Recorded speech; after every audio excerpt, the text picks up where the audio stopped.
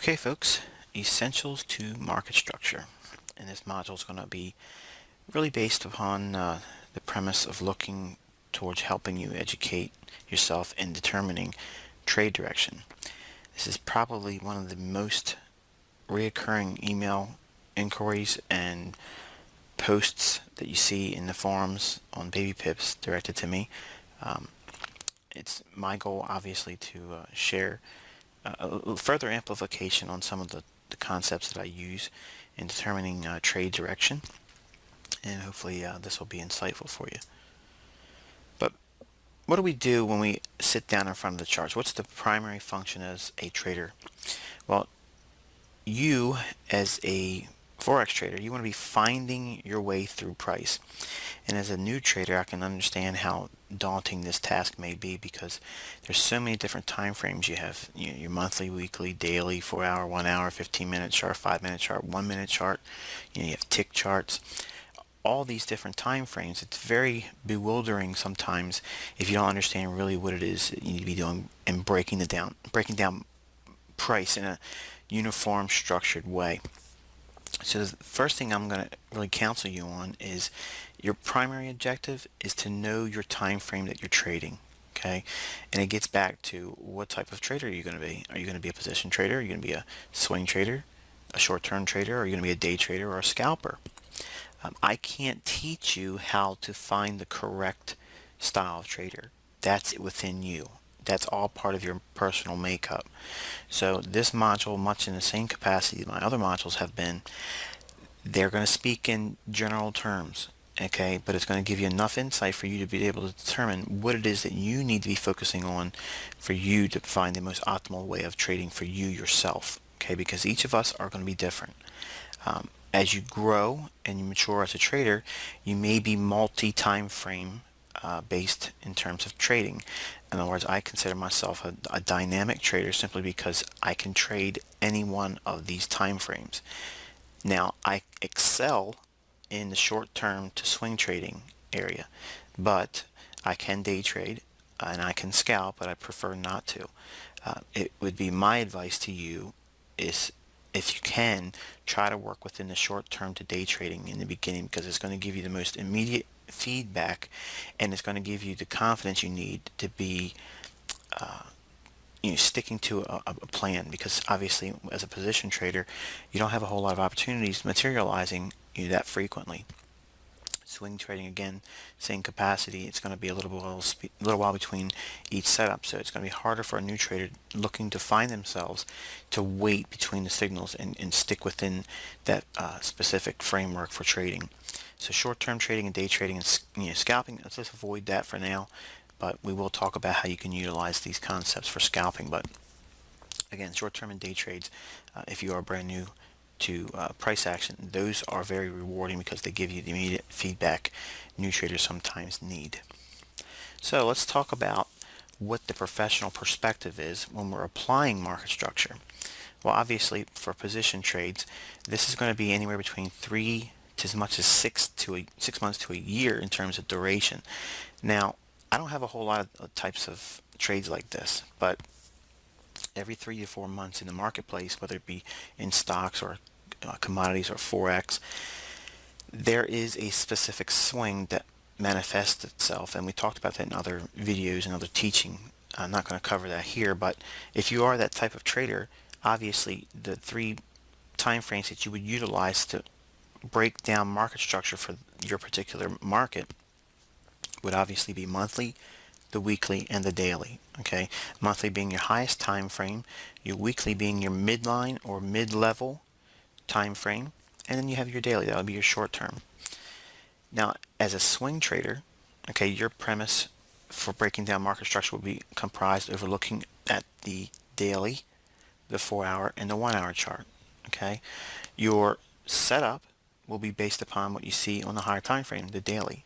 Much in the same capacity for a position trade, the monthly will be your position trade premise. In other words, if we are considerably overbought, there should be some kind of a topping formation on the monthly chart. You would look to see market structure break down on the weekly and daily to facilitate a short position.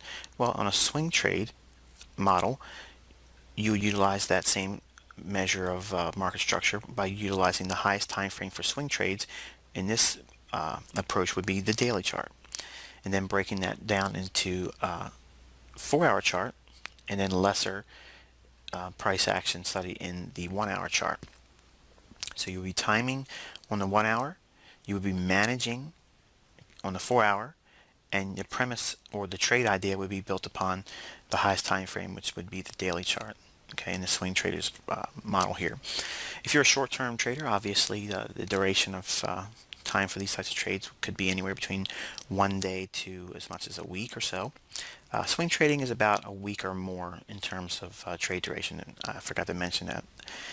But for short-term trades, you'll be using the 4-hour chart for your trade premise or your directional bias. And then on the 1-hour chart, that would be your trade management or mid-level time frame. And then your 15-minute chart would be utilized for your timing for entry and possibly looking for early reversal signs that your trade may be petering out and it's time to take profits. For day trades, obviously, you can see it's the 1-hour chart. It'd be your highest time frame. You would be managing your trade on the 15-minute time frame, and your 5-minute chart would be utilized to enter. Now, it's not to say that you can't use a 5-minute chart on the short-term swing and position trades for entry. Okay, I'm giving you the framework for at least having 3 time frames across the spectrum of your trading, and how you break down market structure over these 3 specific time frames for each individual trading model will give you, again, the building blocks to flesh out what you need to see in terms of directional bias. Okay, so let's take a look at closer look at price action and market structure. Now, the keys to multiple time frame market structure, okay, are rather simple. Where's your focus? Your focus should be on the highest of the 3 time frames. Trades will be managed by the highest or mid time frames. Okay, in other words, if you are a swing trader, you're going to be utilizing that daily time frame to manage, or the 4-hour chart to manage your trade. Okay, but the daily is going to be utilized to facilitate the trade premise. In other words, that's going to give you your directional bias. Okay, the market structure that is on the daily chart, that's framing your swing trades. Okay, once you get into a trade, you would be managing that trade on a 4-hour time frame, and you would just use the respective time frames we just talked about in the previous slide. And then your 1-hour chart would be used for timing purposes. Okay, so the shortest time frame in that regard for swing trading would be the 60-minute chart. So your entry signals would be derived from having studied the market structure on the daily and the 4-hour. Then your 1-hour chart would facilitate the specific entry point. Okay, so in other words, you would do your entry concepts and techniques on the 1-hour chart for swing trades. The highest probability trades are made in the higher time frame direction. Okay, now there are going to be instances where the higher time frame premise may be bullish, but you're approaching a key resistance level, so that may be trumped. So that's where we're going to go back to the core essentials to technical analysis, that being support and resistance trumps everything. Okay, without the understanding of key support and resistance levels, you're not going to get to a directional bias regardless of what trading model you're using, position, day trading, whatever it is. If it's not framed on the premise of key support and resistance levels, it's probably going to be a struggling point for you as well. Okay, so you have to go back to the core essentials, to my concepts, and just sound trading altogether. Key support and resistance levels are where it's all at. Okay, without those, all of these lines and all of these procedures that we're going to be covering here and what we've covered in previous videos and such is going to do no good to you. Okay, so you have to understand what is a key support and resistance level. So if you are looking at the highest time frame for your particular model, that will hopefully draw your attention to whatever key support and resistance level at that point in price action. Obviously, you can always go out to a daily and weekly just as a a catch-all as far as whatever time frame you're trading. If you just look at a daily and weekly in terms of support and resistance, those will be helpful to you. Now, the market profiles will also assist you in market structure analysis concepts, that being, are we in a trending market? Are we in a reversal pattern or formation, or that type of profile in the marketplace? And are we in a consolidation preparing for a breakout scenario? Okay, so market profiling is essential to helping you and assisting you in measuring what the current market structure is. Okay, and are we bullish or bearish?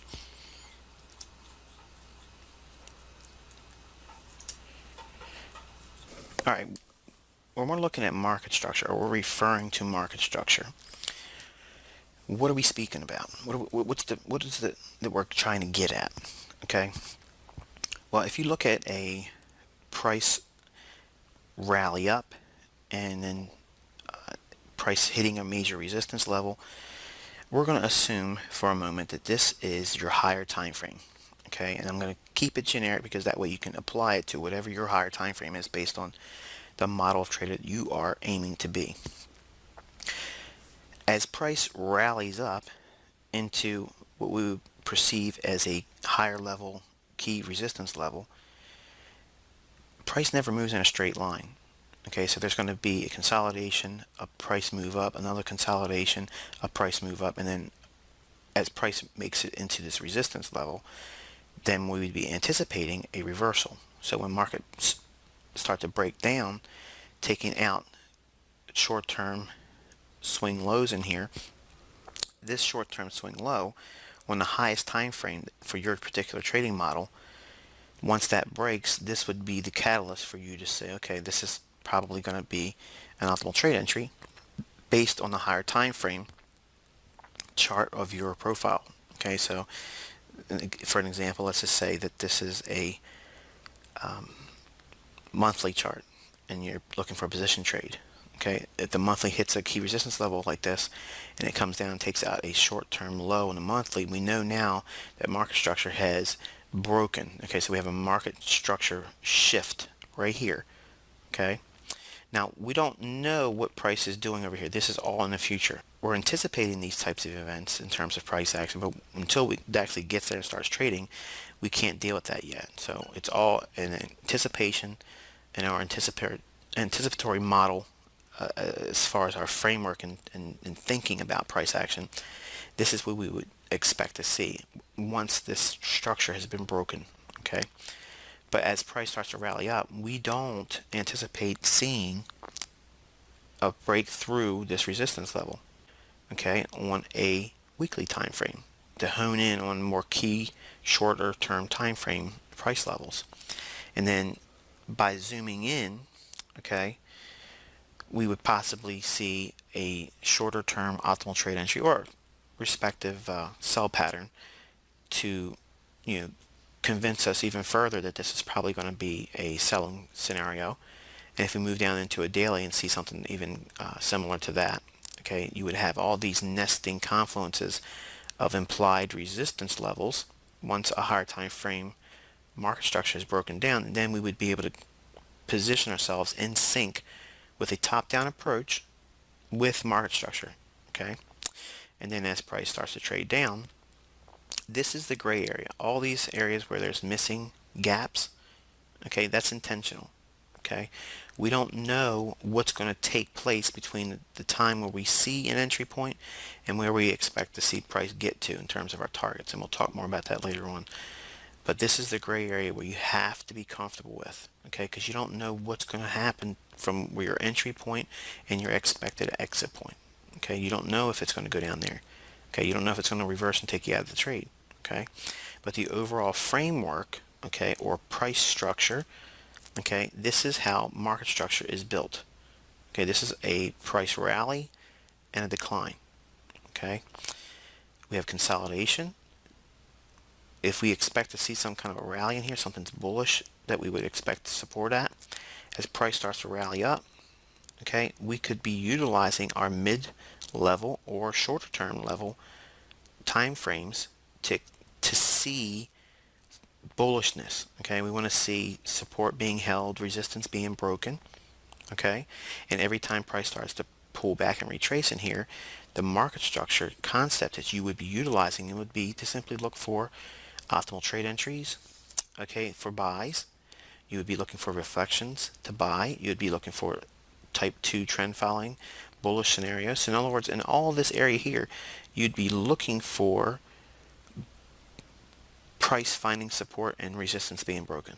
Okay, it's that simple. That's the whole framework behind market structure. And as price rallies up into another shorter term or intermediate term resistance level in here, price will hopefully find some support.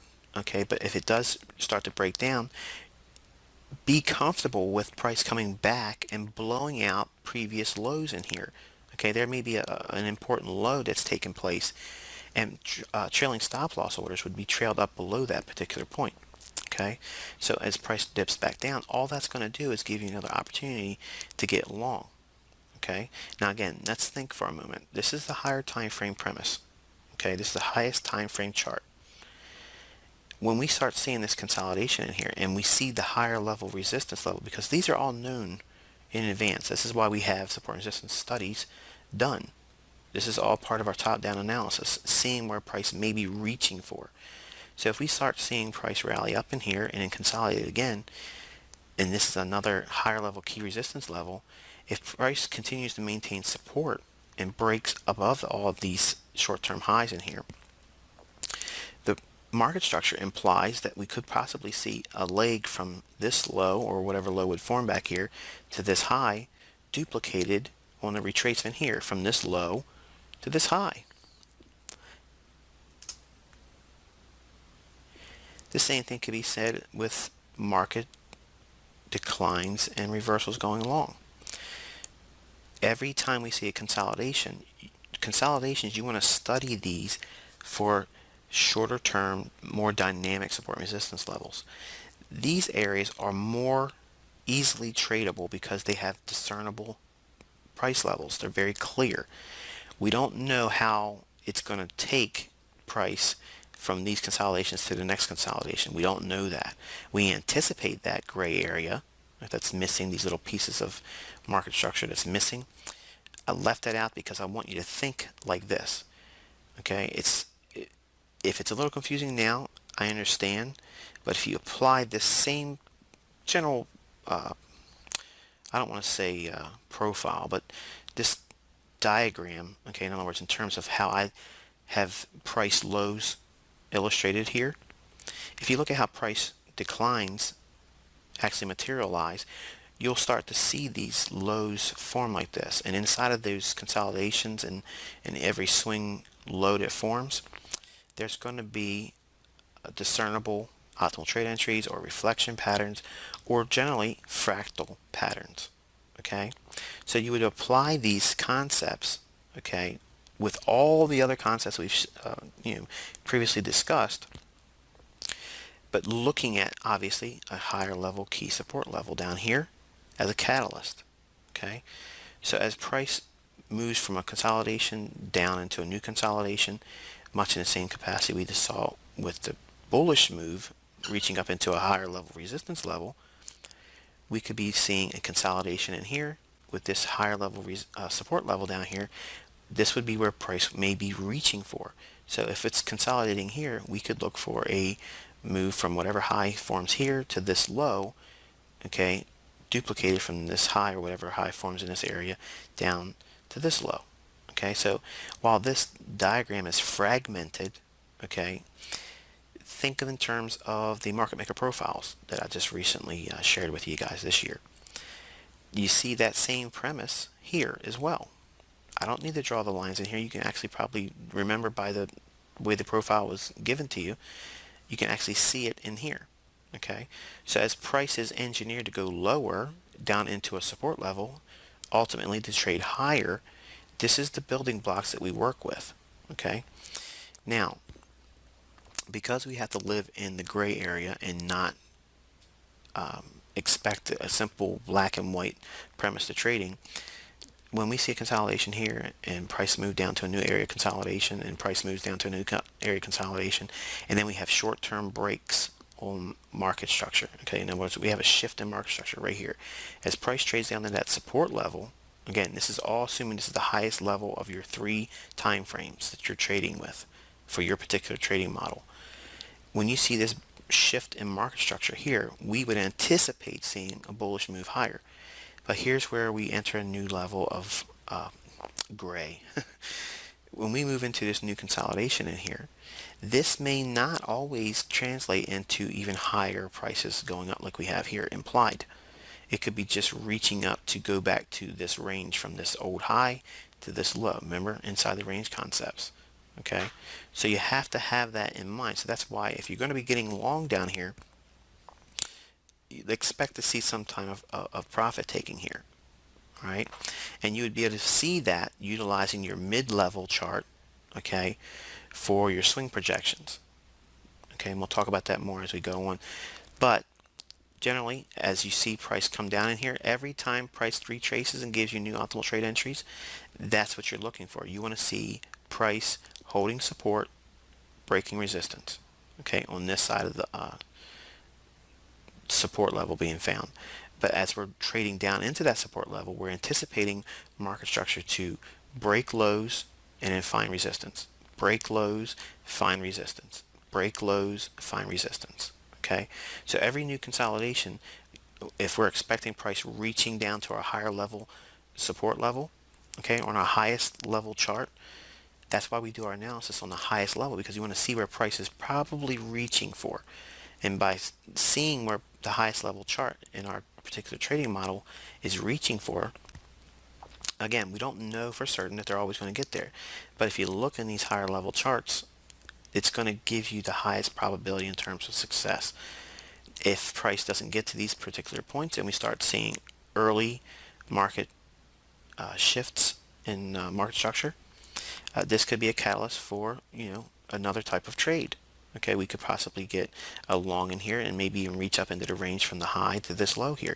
That may be a means of profitability. It could be a good reward to risk scenario here.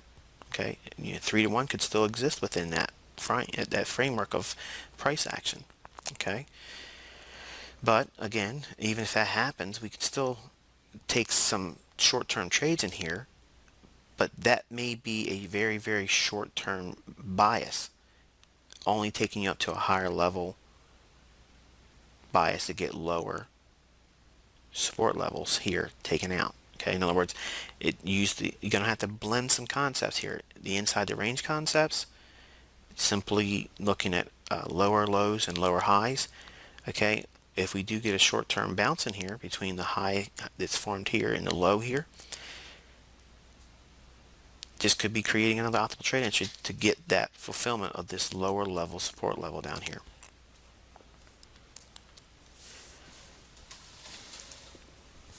Now, again, we've seen this diagram before.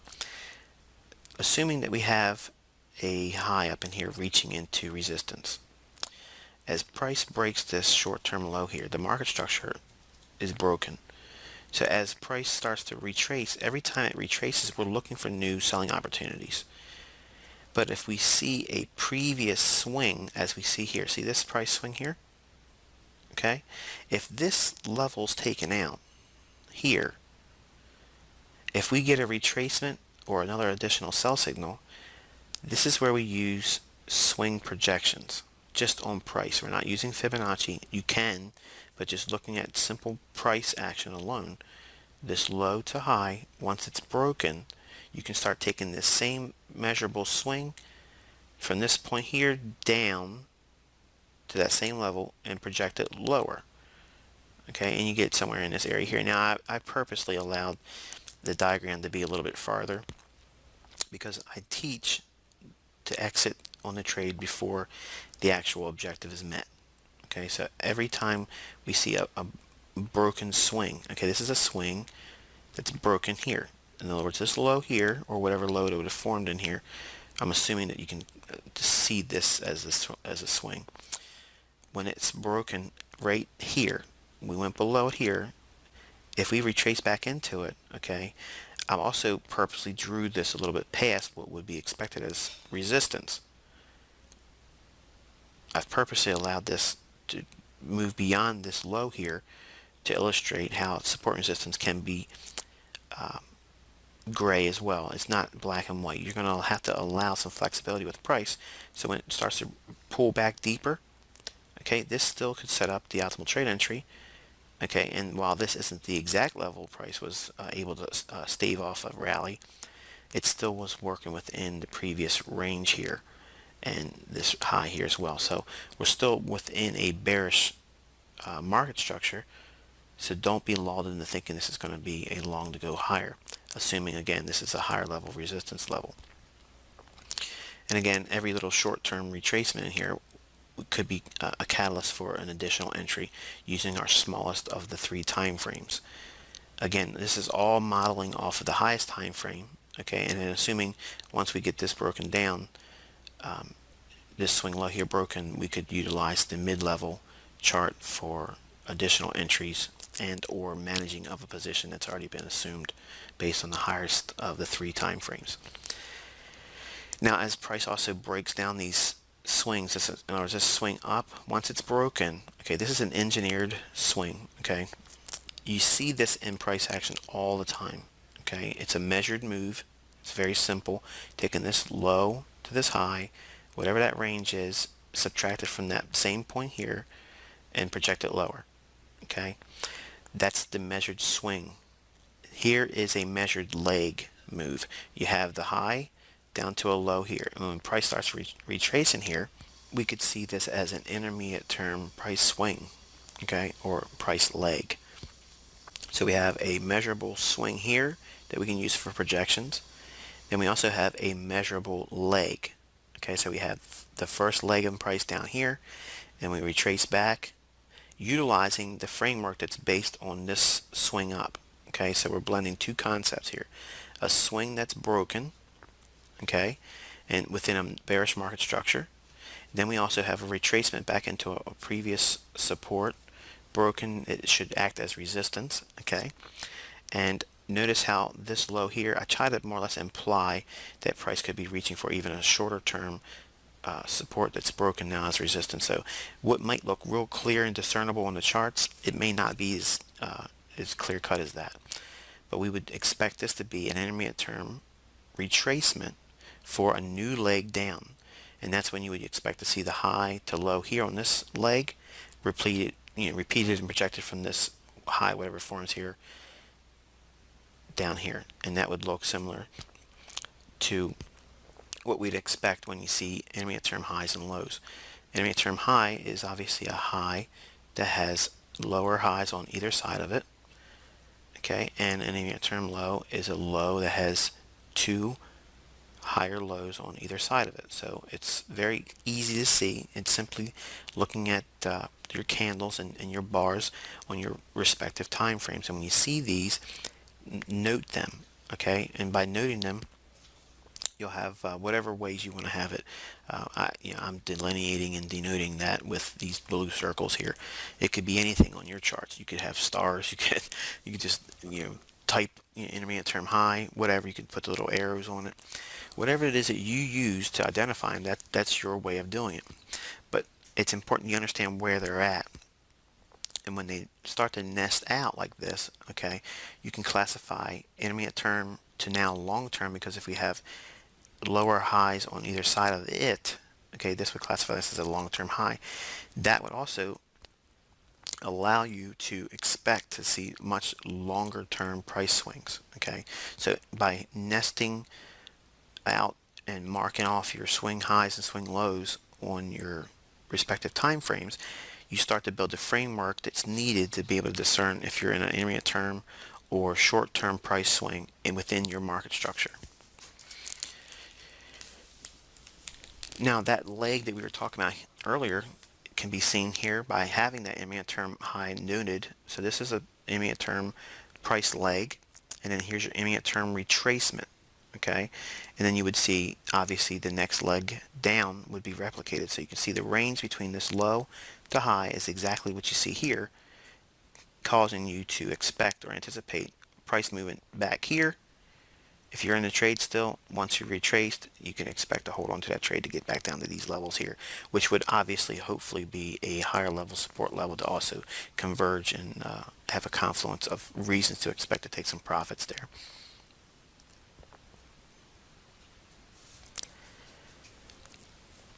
Now, by having all these things in the forefront of your mind and having specific price legs and price swings and how they nest together, it's important you understand that the framework of your market structure is derived from the highest level of the 3 time frames you're trading with.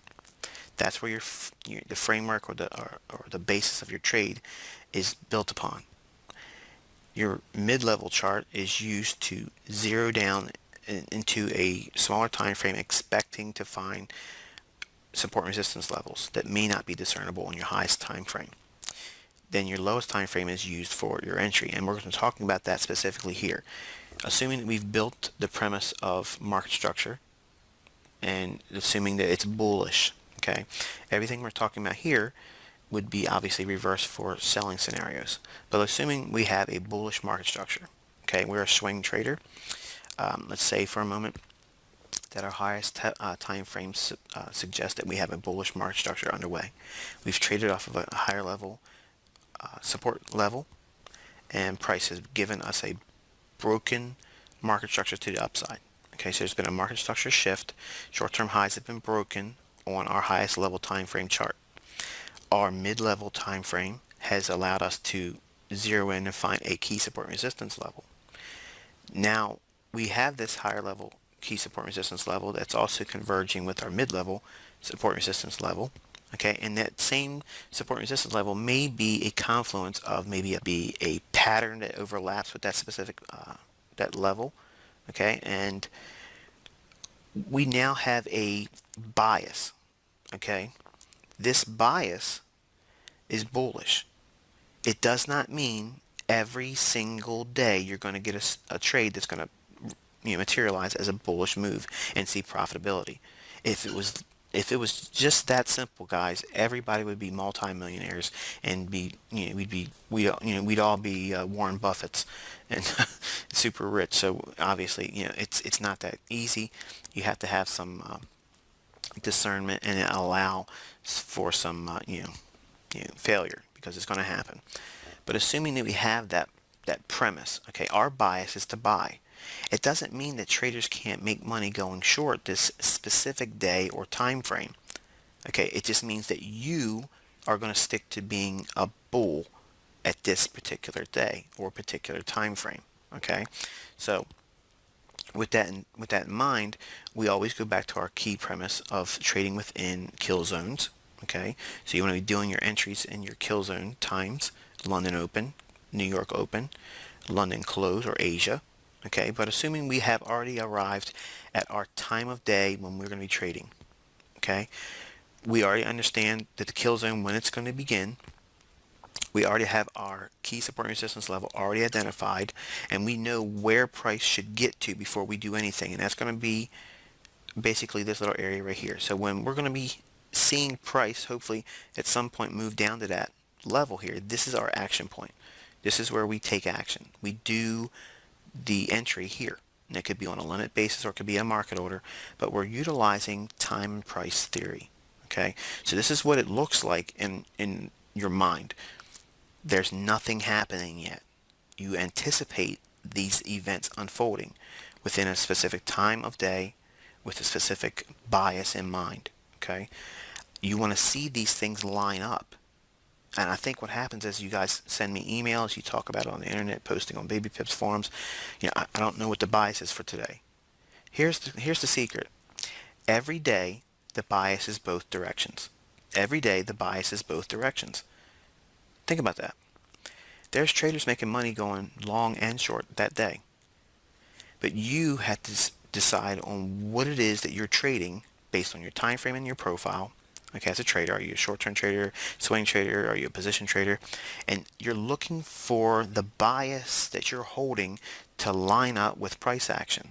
Okay, you can't force price action to do what you want it to do.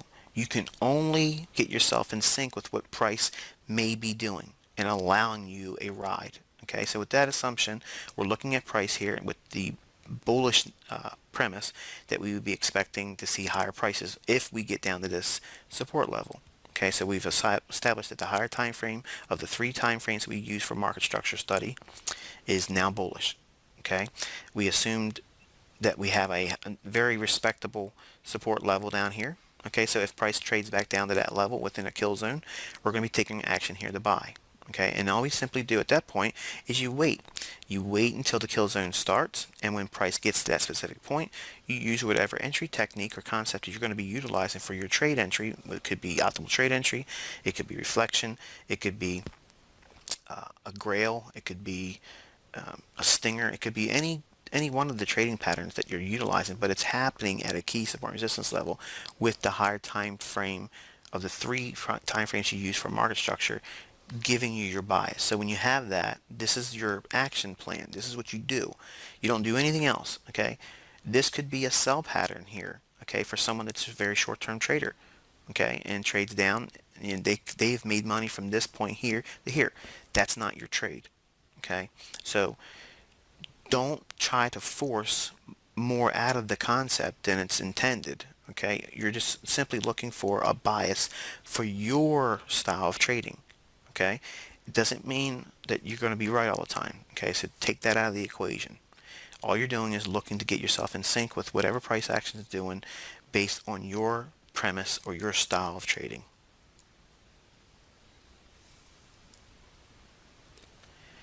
All right, obviously this is a very simple approach to dealing with directional bias, but it's meant to help you avoid the overcomplication that tends to happen with traders. Okay, and it's usually the new traders that try to add all these things to it and squeeze all the tools into, giving them a directional bias with the expectation, falsely albeit, that they're going to always know what direction the market's going to move every single day. And I'm going to tell you guys, I've been doing this almost 20 years and I don't get it right every single day. Okay, you know what the secret is to my trading? I simply wait until everything lines up that I like to see, where the majority of all my tools, not all of them, the majority of the things that I like to see based on my understanding what markets suggesting to me. In other words, or what profile are we in? Are we overall ripe for a reversal? Are we in a trending condition? Are we in a consolidation area where, I don't want to be taking any kind of trading, with the expectation that we're going to have a trending type of event unfold, because we're going to be working within a large consolidation. I use that as my building blocks, and then by using the market profiling to give me the initial clue as to where we may be trading, then I start looking at actual individual market structure concepts on the 3 time frames that I use for whatever type of trading I'm doing at the time. Because I am dynamic, I move from one time frame or profile trading to another. One week I may be simply a day trader. In other weeks I'll be a short-term trader. And I wish there was a way for me to teach that premise from moving from one dynamic to another. I can't. So it may be disappointing to you, but this is a limitation on me as a mentor. I don't know how to communicate that. But I can give you concepts and approaches to do specific styles of trading, and you just have to wait for the opportunities where price action gives you that sweet spot in terms of being able to apply it. Okay, so by selecting a directional bias, this does not guarantee profitability. It's very important you understand that. Nor does it guarantee accuracy in either your trade direction and or your trade results.